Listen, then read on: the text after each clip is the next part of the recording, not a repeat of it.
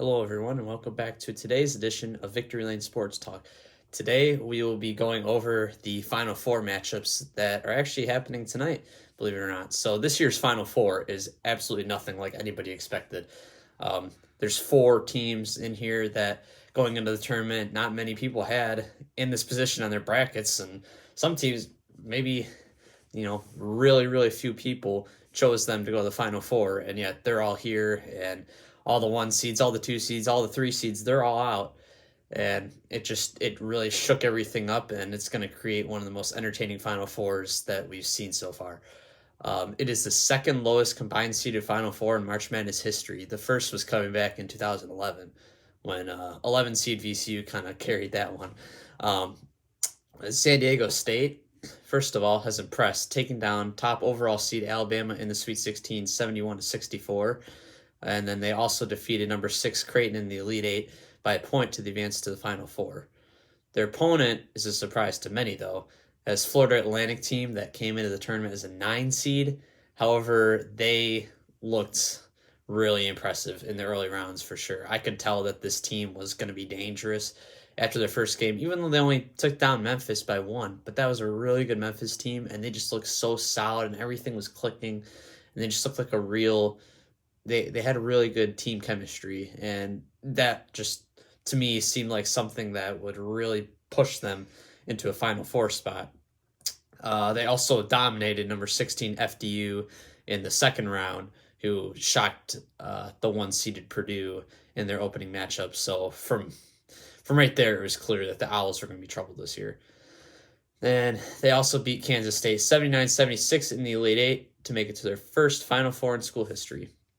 Now, on the other side of the bracket, there's Miami, who shocked many as a 5 seed, making it to its first Final Four as well, joining the other 2 previously mentioned teams in their first Final Four in school history. They took down a Texas team that I actually put in my Final Four bracket. So the Longhorns were strong, and the Miami was down 13 late, but they showed grit and determination and ended up beating the Longhorns, and not just beating them, but beating them by 7. It was a 20-point swing late in that game, and I mean, I honestly turned it off because I thought there's no way Miami's going to come back in this game. Texas just got it in the bag, and then watched some show and came back and checked my phone, and I saw that Miami won, and I was flabbergasted. Oh man, that was insane. But I'm glad the Hurricanes were able to make it to that spot. However, my championship favorite this year is definitely the UConn Huskies out of the 4 teams that are still left in the Final Four. The only team in this year's Final Four, first of all, that has actually been here before. They've been there 5 times, I believe. And, that was national championships. They've been here plenty of times in the Final Four, and it's not a new thing for them. They've beat their opponents by double digits in every game, which is absolutely insane, especially considering that their last game came against one of the national championship favorites from all year, the Gonzaga Bulldogs. It wasn't even close, 82-54 in the Elite Eight. So, I mean, UConn just absolutely dominated Gonzaga. It wasn't close the entire game. I think Gonzaga took a lead in the first half for a little bit, but after that, UConn just went on a run, and it looked like the Zags just had no answers whatsoever for that team's firepower. And because of that firepower, both UConn and FAU, I think those 2 will meet in the national championship, with the Huskies cutting down the nets for the 5th time in school history. I can't wait for this Final Four, though. I mean, my predictions could be way off, too. They weren't right for the Super Bowl either, but...